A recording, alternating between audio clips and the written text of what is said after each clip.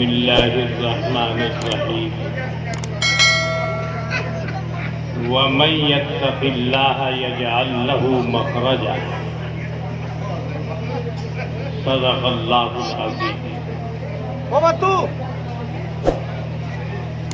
मोहतरम बुजुर्गों, बहुत दिनों के बाद, कई सालों के बाद आपके मदरसे में, आपके गांव में हाजिर हुआ हूँ। कई साल हो गए।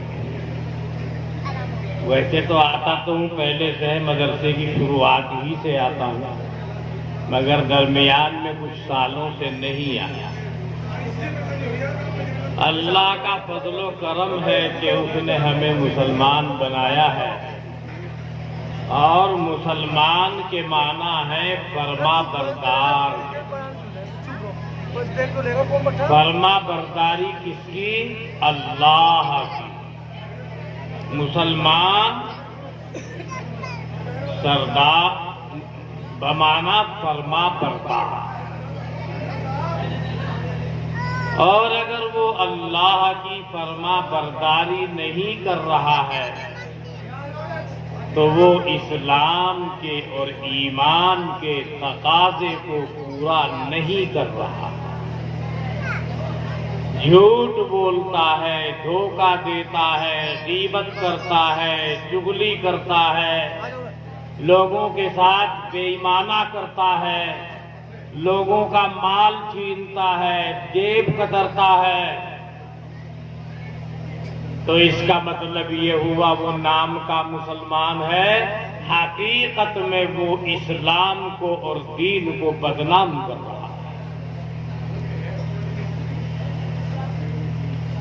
जेब कतरने के ऊपर एक वाक़िया मुझे याद आया अपने उस्ताद का, अपने शेख हजरत मुफ्ती महमूद हसन साहब गंगोही रहमतुल्लाही अलैह। मेरे उस्ताद भी हैं, मेरे शेख भी हैं। जिस जमाने में हजरत मुफ्ती साहब रहमतुल्लाह अलैह बिलगिराम में रहते थे, एक शहर है यूपी में, तो वहां का जो कोतवाल था, कोतवाल जानते हो ना भाई, पुलिस वालों से तो बहुत वास्ता पड़ता रहता है। कोतवाल साहब जो था, हैं दरोगा जी बैठे हैं, अच्छा, तो वो कोतवाल साहब जो थे वो मुफ्ती साहब के बड़े मोतक़िद थे। उनके साथ वाक़िया ये पेश आया कि कुछ पैसे लिए रिश्वत,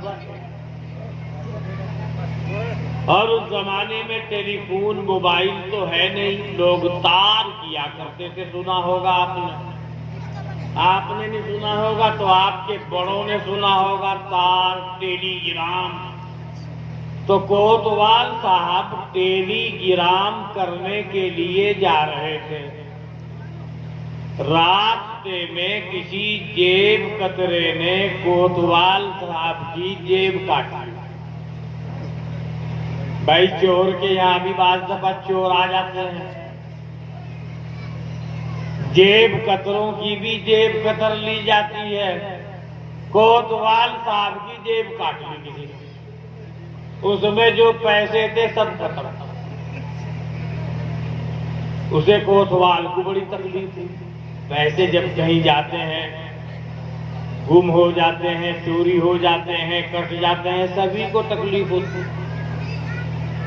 तो अपने चपड़ासी को भेजा मुफ्ती जी के पास। उनका बहुत मोतक़िद था हमारे हजरत का।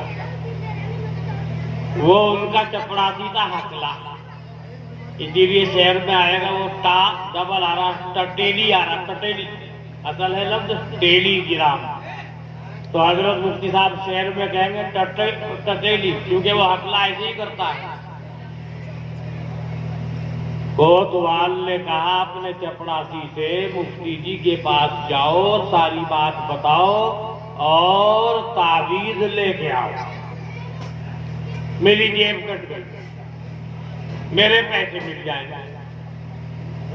अब चपड़ासी गया, जाके सुनाया वाक़िया कि कोतवाल साहब ने भेजा है, ऐसे ऐसे हो गया। पैसे जेब में पड़े थे, रास्ते में वो टेलीग्राम करते जा रहे थे। वो अगला ऐसे बोला, रास्ते में किसी जेब काटने वाले ने जेब काटा, तावीज दे दो, तावीज मंगाया कोतवाल ने। हजरत मुफ्ती साहब रहमतुल्लाह अलैह ने क्या बात कही वो सुनाना चाहता था। हजरत ने कहा चपड़ासी से कि कोतवाल साहब को मेरा सलाम कहिए और उनसे ये कहिए कि अल्लाह का शुक्र अदा कर। वो रिश्वत के पैसे, हराम के पैसे जेब में थे, जेब कटी है।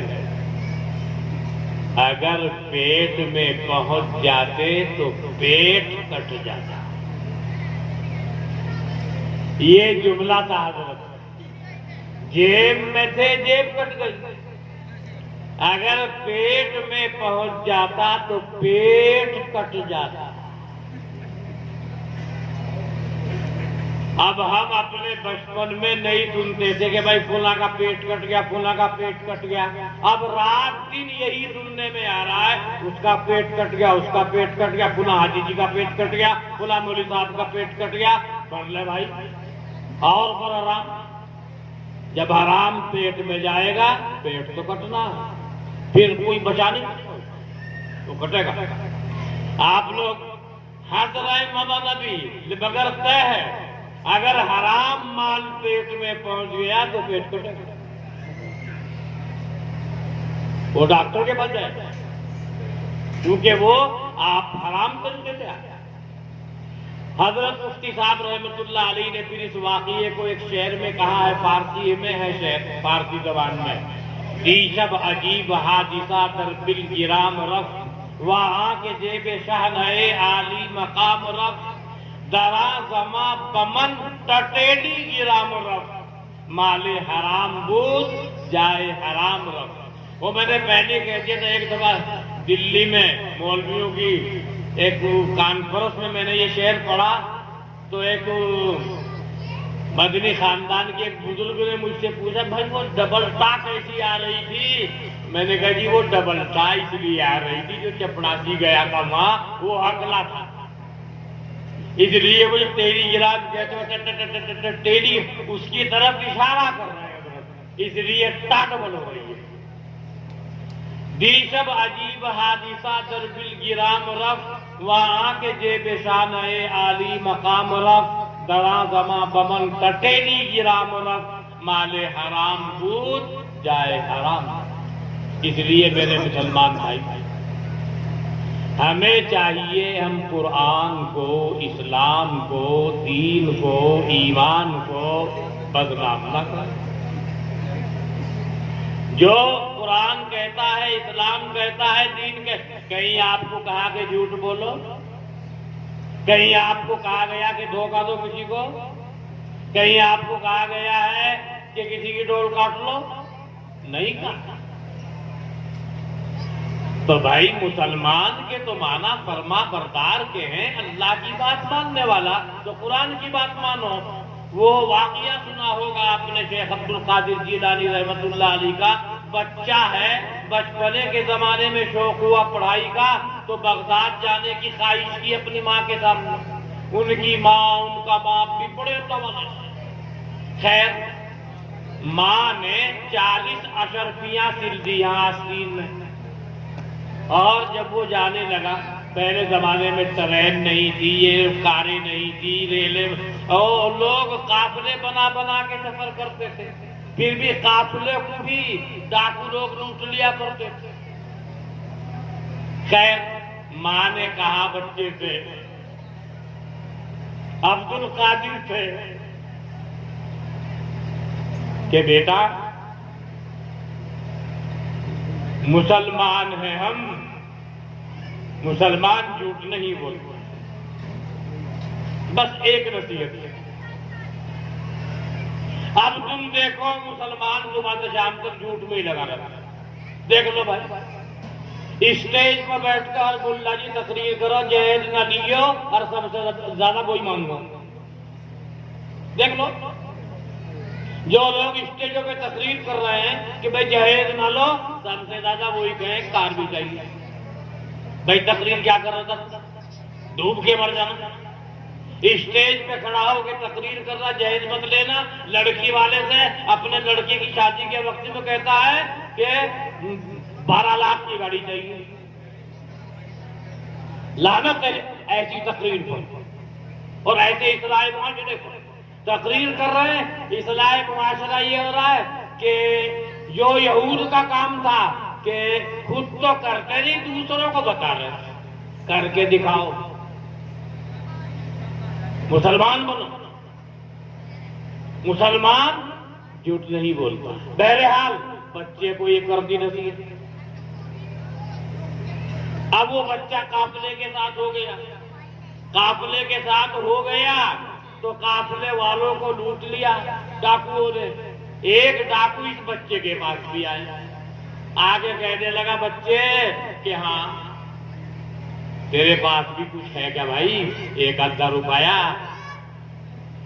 उसने कहा जी मेरे पास 10 अशरफी है, वो 40 अशरफी है। वो ताज्जुब किया उसने, डाकू ने अपने सरदार जी के पास ले गया। सरदार जी इस बच्चे की सुनियो। सरदार जी ने पूछा बच्चे तेरे पास क्या है? कि मेरे पास 40 अशरफियां। कि कहां है?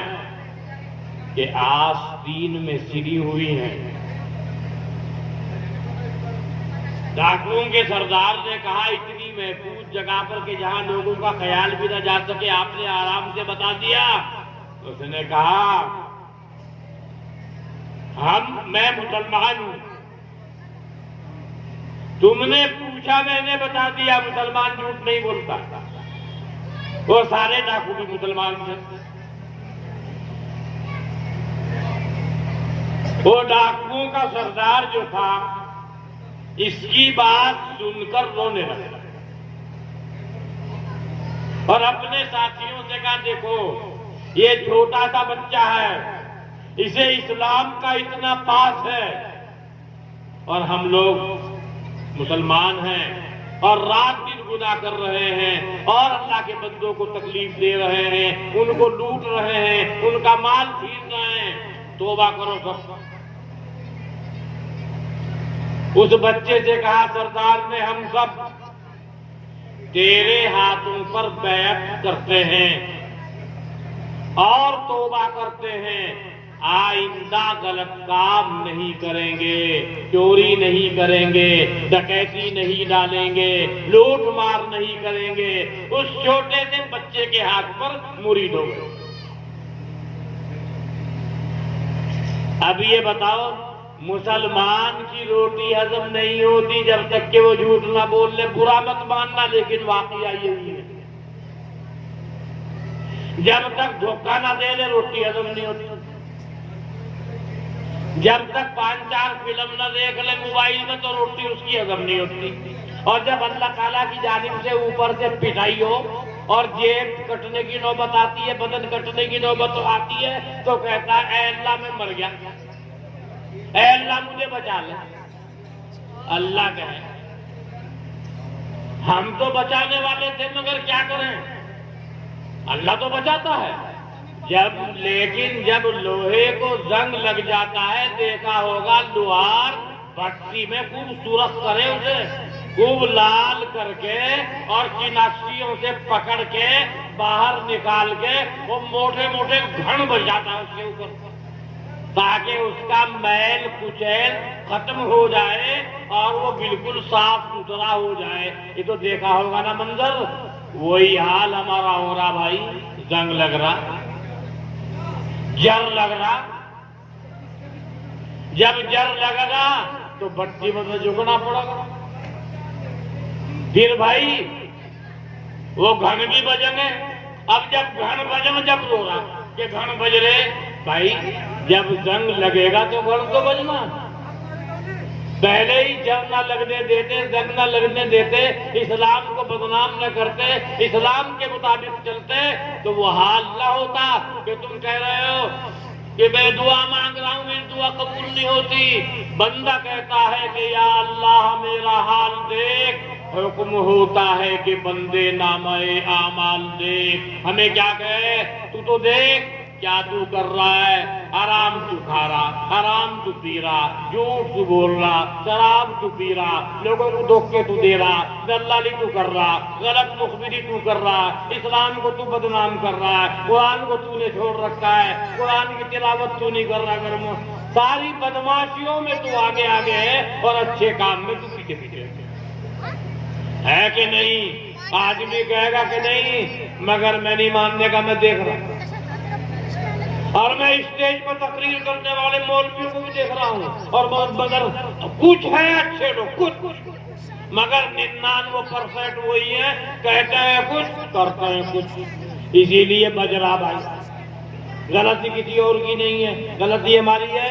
इसलिए जरूरत है अपने हालात की इस्लाह करने, झूठ से, गीबत से, चुगली से, हरामखोरी से, चोरी से, अल्लाह के बंदों को तकलीफ देने से, अल्लाह के बंदों के ऊपर जुल्म करने से, सच्चे दिल से तौबा करके पक्के मुसलमान हो। इस्लाम दावत देता है कि मुसलमान कभी झूठ नहीं बोलता, मुसलमान कभी किसी पर जुल्म नहीं करता, मुसलमान किसी के साथ बेवफाई नहीं करता, और मुसलमान कभी गलत काम के करीब नहीं फटकता। आज हर गलत काम में मुसलमान सबसे आगे, हर अच्छे काम में सबसे पीछे। ये सब हालात हैं, जानते आप भी हैं, ऐसा नहीं कि आप नहीं जानते, जानते हैं। तो भाई मैंने पढ़ी है आपके सामने एक आयत, जिसका खुलासा ये है, अल्लाह फरमाता है, अल्लाह ने वादा किया हमसे ताल्लुक जोड़ लो। किससे ताल्लुक जोड़ लो? अल्लाह से। सच्चा ताल्लुक जोड़ो, और ताल्लुक जुड़ेगा उसकी मानकर। ताल्लुक जोड़ो, मानो, तो फिर क्या होगा? अल्लाह ने 2 ऐलान कर दिए, क्या? यजअल लहू मखरजा, अगर कोई उसके बाद रंज, गम, परेशानी, हादिसा उसके सामने आएगा, अल्लाह निकाल कर बाहर कर देगा। अल्लाह का काम है वो। अल्लाह से जुड़ जा, तू अल्लाह से जुड़ जा, तेरे हर रंजो गम को अल्लाह खुद देख ले।